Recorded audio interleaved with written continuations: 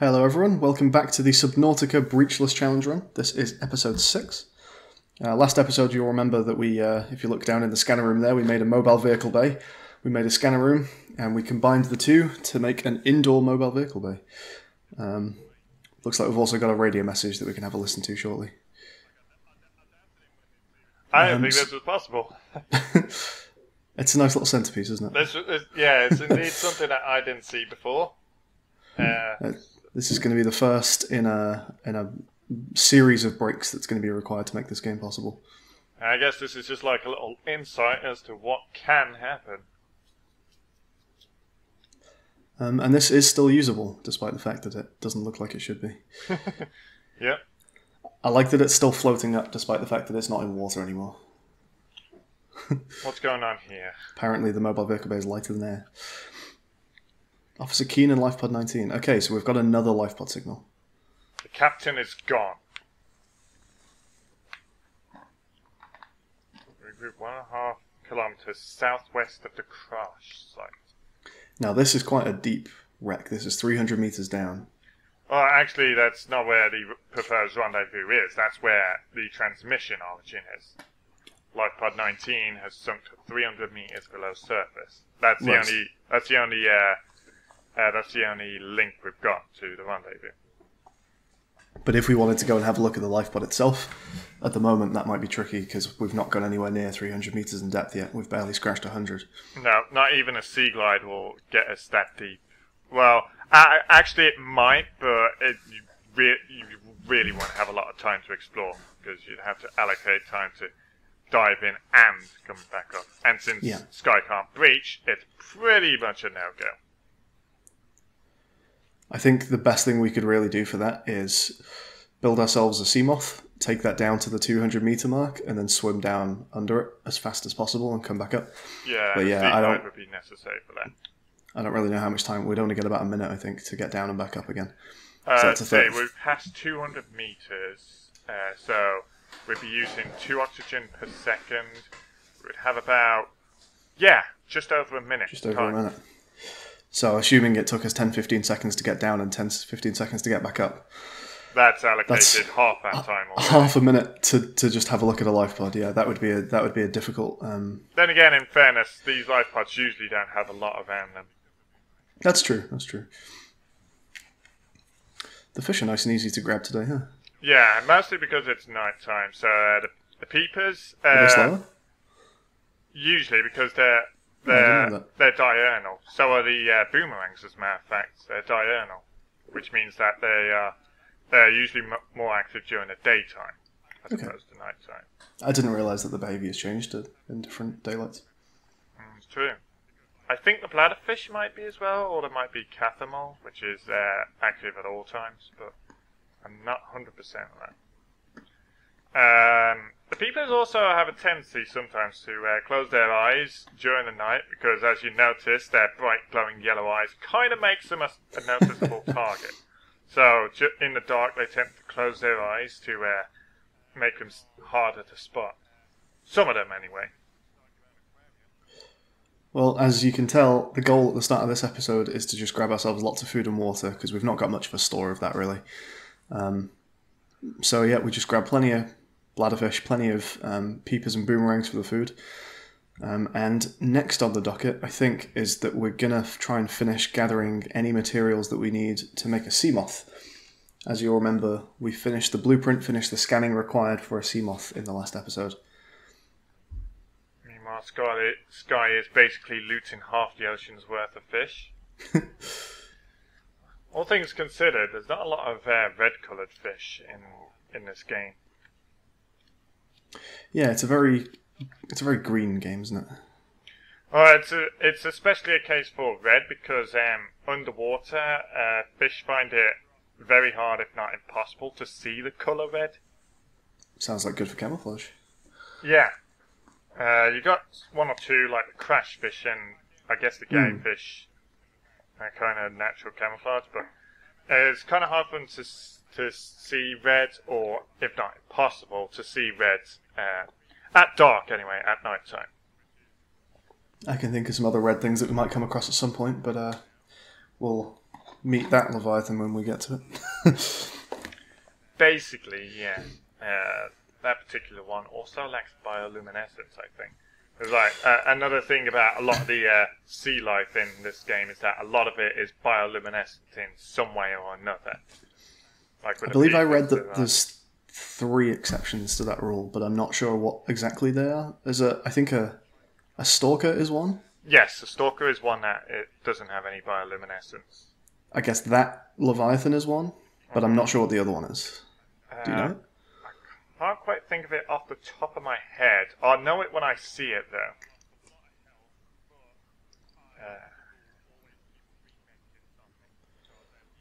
Right. There is a little bit of micromanagement in this game. The hunger and the thirst do go down pretty fast. I'd like there to be more, I think, option to automate the generation of food and water. I think that is maybe something you can do in this game, but much later on. Needies, yes, good name. And unlike the needies we know, you actually need these ones to survive. Yeah, on a channel heavily dedicated to keep talking, I thought that would be a nice name for having to constantly keep on top of food and water. I agree with that.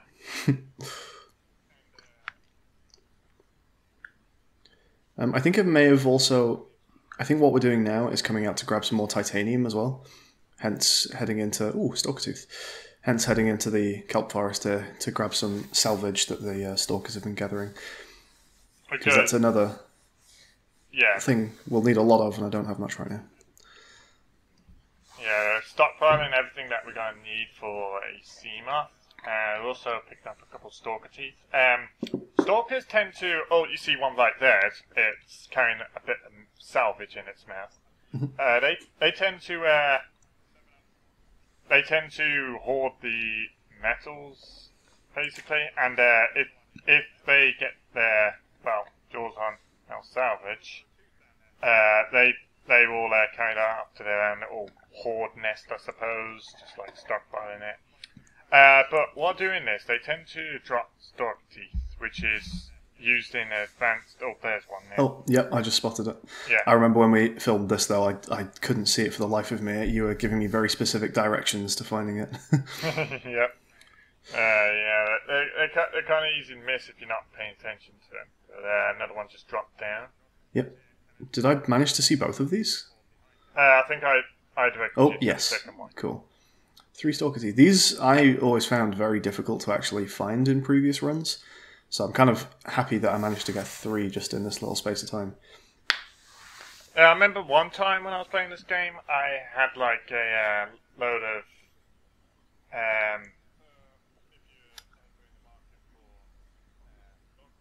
I forget what it's called, but the end result was having a load of stalkers in one spot, and I just dropped a bunch of salvage, and they dropped so many stalker teeth that I was able to fill out like 2 or 3 lockers worth with them.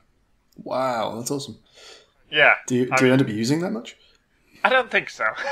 But it's like, well, okay, this is happening, let's go with it.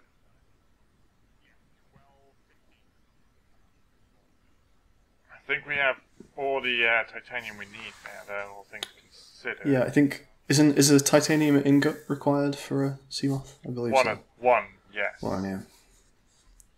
I remember the requirements to make a Seamoth are basically the... Oh, inventory full.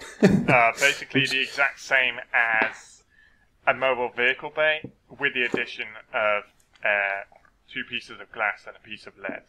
Right. But other than that, it's the same blueprint as the MVB. Okay. So it always helps to have like twice the amount needed for an MVB in advance. But we're just getting all the titanium and condensing it. There it is, there's the ingot.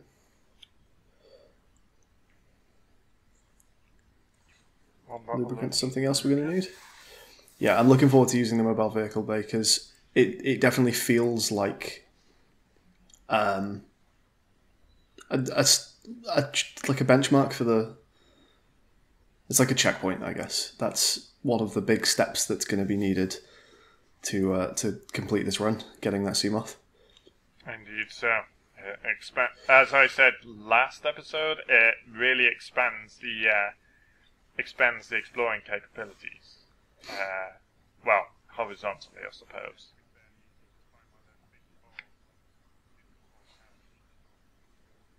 I've still yet to discover what I'll actually need to do the more vertical side of things. I think I was just avoiding a crash fish there.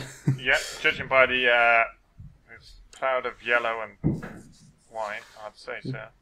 Looks like we've got another radio signal. What's this one about? I believe we may be hearing once more from the Sunbeam. And yeah, Sunbeam will arrive in 39:55. 40 minutes, basically. It's got coordinates.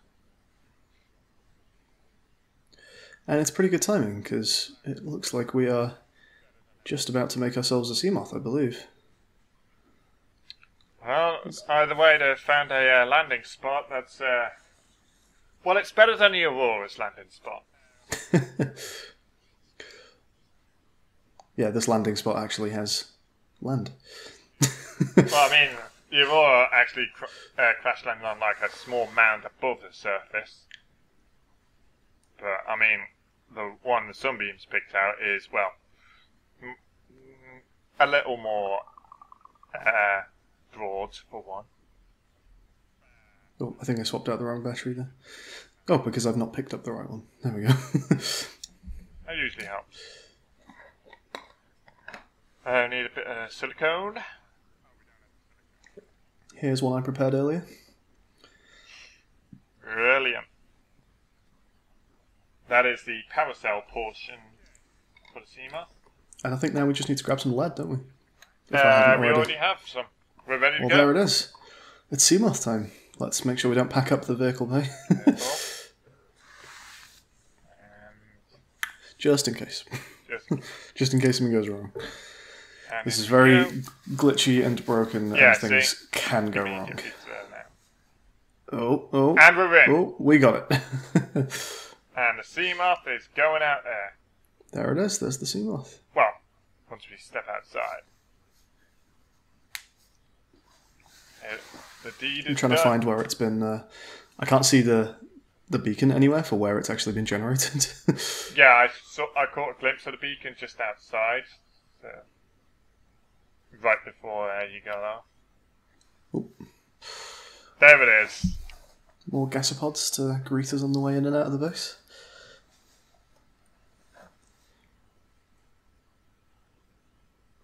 So the question now is, we can go pretty much wherever we want with this Seamoth. So where do we go? Well, there's a few ideas.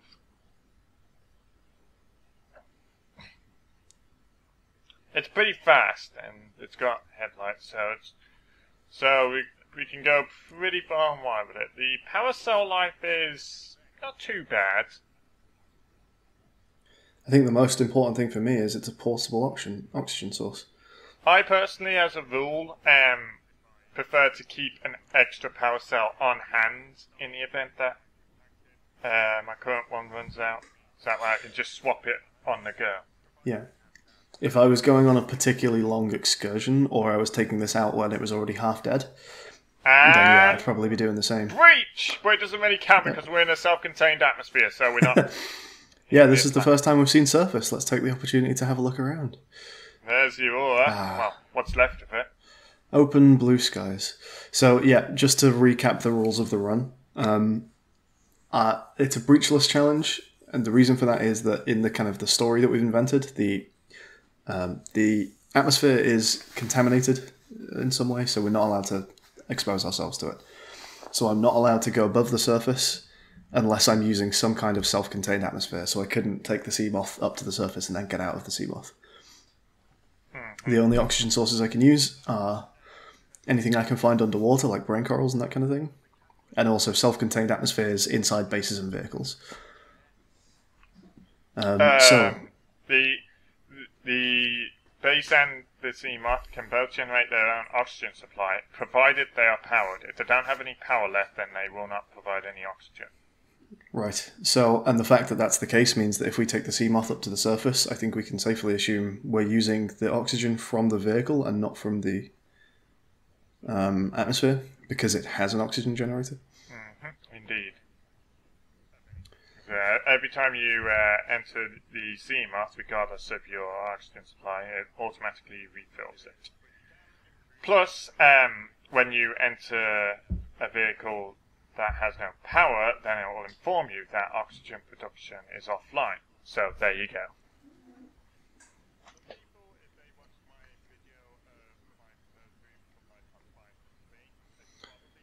Alright, I think I'm sorting myself out just with enough food and water to go on an excursion. I'm trying to get my inventory a little bit emptier. Plenty of places to pick out. We won't be needing a lot of this along the way. So we can just drop it off wherever. Oh, that's gone in the wrong place. No, that won't go There we go. there. Organics.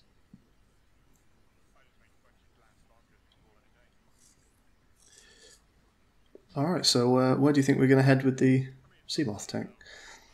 There's a fair few choices. I mean, we can seriously go out to some of the more further away areas and get some more serious hardware for the efforts. We could just take it for a Sunday drive under the water or what have you. We could go access a couple of wrecks. There's a couple that we have mentioned already. There was a giant one in the grassy plateaus by 17.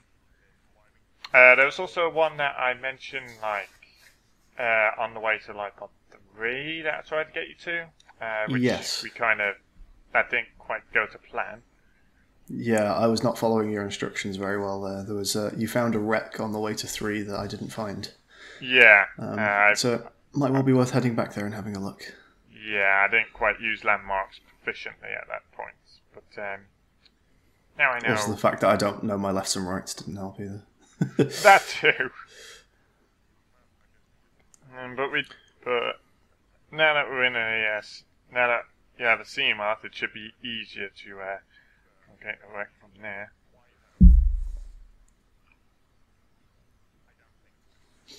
I'm not 100% sure what I've grabbed Creepvine for here. Well, its purpose will become very apparent in probably a minute or so.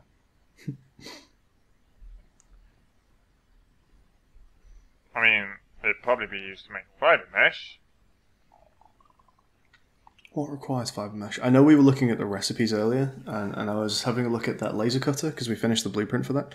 And diamonds are in the recipe for the laser cutter. I have never seen diamonds in this game, so I don't know where they're going to appear. Yeah, they're in pretty distant biomes, but we do have the Seamoth, so now we can access those biomes. It's just a matter of whether or not we access them. Ah, there we go. Made a rebreather. Right. Okay, so what? The rebreather. When I mentioned this, I think it was last episode or the one before that. But the deeper you go down without proper breathing apparatus, the less efficient your oxygen usage is. So, like, past 100 meters, use 4 every 3 seconds. Past 200, use 2 every 1 second. Oh, it turns out half of our base is immersed in radiation. We've built our base exactly through the midline of the edge of the radiation from the Aurora. Oh, Half of it is safe. Half of it isn't. We can't go that. We can't use that exit now. Yeah, it's kind of funny. So yeah, I wasn't sure how this works, but taking the rebreather off means putting the rebreather on means taking the radiation helmet off. And that means that the radiation suit, the full suit, is not sealed anymore. But as I was saying, when you below 100 and 200 meters, your oxygen efficiency is reduced. The rebreather will negate that penalty, meaning that regardless of your depth, you will consume 3 oxygen every 3 seconds. Does that go for every depth? There's not a limit to that? No limit at all. Really? I didn't know that. I assumed that it would let you be safe up to like 200 and then it would get worse or something. No, shockingly no. Wow. Unless Okay. they changed something I don't know about, you could take that to like some of the deepest depths. It recycles the carbon dioxide you breathe and discards the carbon, filters it out, and recycles the oxygen. I was hoping to change the name of my Seamoth, but you said that's something I can't do until later, right? Yes, you need something specific for that. And I have no idea what that is. Yeah. The attentive who saw my plotted out route between life pods 5 and 3 will probably have seen what it was, but Sky didn't look at that for obvious reasons. It's for my eyes only. But he'll get it when he gets it. We are now scanning for X. I think we're just having a look to see where we might want to possibly take our Seamoth. There is a single red blip on the radar. Oh, make that 2.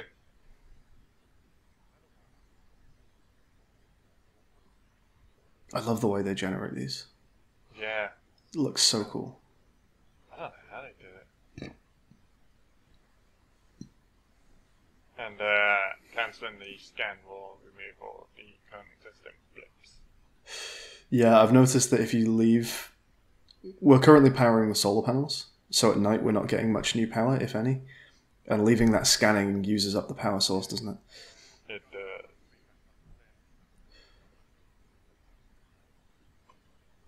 I have no idea where I'm going here. I think we just headed back to the live pod real quick. Or using it as a waypoint. I'm not sure what for. I guess one thing I didn't mention up top here is for the last couple episodes now, assuming everyone has seen those, because why are you watching this from episode 6? The original audio for my mic in the runs was not recorded, so we are recording after the fact. We're doing a commentary over the old video, so you'll notice that my audio is like not synced up to the webcam or anything like that. Yeah, and we're commentating over the the actual recording. video itself. I'm basically having a one-sided combo with myself. Alright, we're off to live pod 3. And I guess we're not taking the Seamoth with us, saving the power on that one. Yeah, I don't reckon we need to. I guess not. The Sea Glide should be enough. We vaguely remember the route. Luda tubes. This also happens to be the way to the Sunbeam landing site that we'll be going to in half But an hour. that's still a kilometre away from here. I don't Should be anticipate easy we'll enough be in a using the Seamoth. Sea Glide. Yeah, I don't anticipate we'll be using the Sea Glide to cover that distance. I mean, we could, but it would not be efficient. We could probably get there on one oxygen tank, but I don't know if we could get back again. I mean, we probably could, but again, it's not efficient.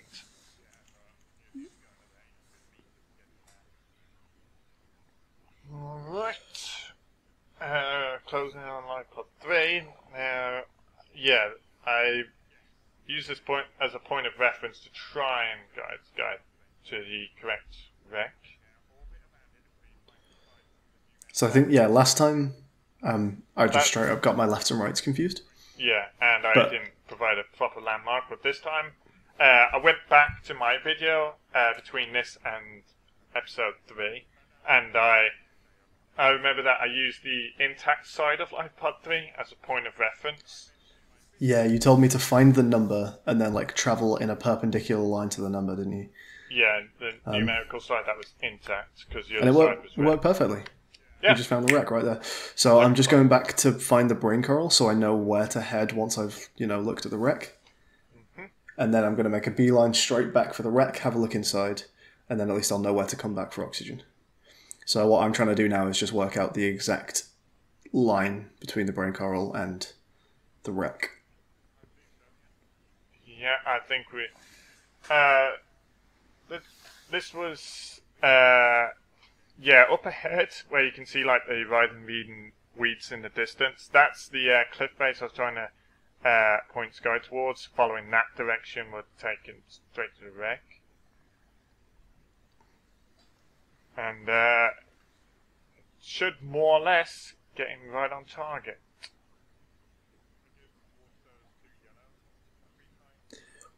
It's not that far away from the brain coral either. We should have a decent amount of oxygen left to explore it. Yeah, it's a little higher up than this. There's like only 30 meters down. That's the edge of grassy plateaus there. I think I just went a little bit too far to the right. I think so. There's also a very high stalker risk in this area. Like I mentioned in my video, there's like 3 or so around the wreck. I did find another brain coral over here though, so we've got a new point of reference. This one is probably closer to the wreck than the other one is. Yeah, I'd reckon so. I couldn't find any that were like in the immediate vicinity. So, and back then we weren't well equipped for it. You can see some more reef backs over there, and I also spot some sandstone. Let's go grab that. Yep. Bit of gold. Nice. Lovely. There's also Reginalds in this area, which are like the You mentioned they're good for food. Yeah, they are. They're kind of blue-green, and they have like a pink pointed fin. Yeah, I know the ones. Those ones are more filling for food than the peepers are. And they also don't give you as much of a chase either, so that's something. You don't see them around, I think, as much as you find the peepers. But yeah, if I get the opportunity to grab some Reginalds, I did bear that in mind. I do keep an eye out for them when I can. They do stick to the grassy plateaus typically. Usually around like those rocky pillars that are right there where the 4 floats are. They usually tend to hang around those, if anywhere, in the grassy plateaus. I love this attention to detail and just like preferences for species and like the acting differently in different places and stuff. This game does just feel so natural. It does. It's an absolutely phenomenal design job. And I'm glad they went in the route of designing the map as well and not procedurally generating it. There's the very wreck. cool. Alright, just trying to find a doorway in now. Yeah, I mentioned a crawl space that we could use. Best to light the path up. Alright, what have we got? Got some grav trap. I think I've already finished the blueprint for a grav trap. Yeah. I wasn't going to grab the floodlight, but you did mention that I could actually just use it to light the space around my base. Mm-hmm. So we might as well grab that floodlight. Why not? Could come in handy. We've got a PDA there as well. I think that's about everything useful in here. Yeah. Did we take the bench? Yeah, we took the bench We've got to anyway. grab the bench just in case. The swivel chair we've already got now. Yeah. That was from the very beneficial haul last episode, around iPod 17. Indeed. And that's pretty much the limit at the wreck. It's a very small one, but this is the one I was trying to mark out. This thing looked like it might be something. Oh, it is something actually. It's bioreactor. Okay. Bioreactor. Which I appear to already have the blueprint for. Yeah. Alright, and back to the brain coral with our last half a minute of oxygen. We should be able to find it. We just keep skimming along the edge of the biome. I think I got a bit worried I was going the wrong way here. There it is. There it is. Yeah, I remember it being on the borders of the 2 biomes.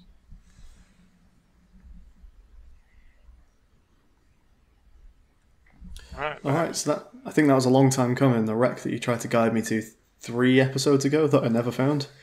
We've done it. We've also got a voice one.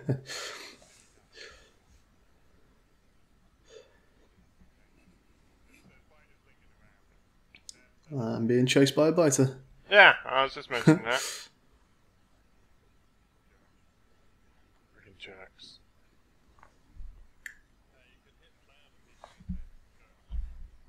Stair crash.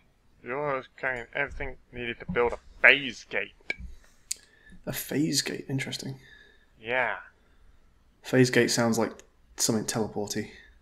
I think it is. It's kind of like I think they consider it like an artificial wormhole, so to speak. Okay. For construction in space, and the Aurora was equipped to build one of those around there. But that obviously didn't happen. I think the peeper I picked up was contaminated. In fact, yeah, we just Yeah. dropped it again because it was contaminated. There's some more wreck over there. So there is. Just little pieces there. I don't remember if we actually go and check it out. I think we would, because... I imagine we would. Probably just taking a pit stop at the core first. Yeah. Yeah, you can see. We're looking at it there. Sizing it up.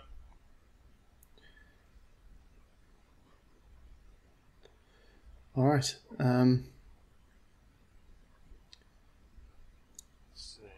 After, oh yeah, we're almost back at the base here as well. We've come full circle.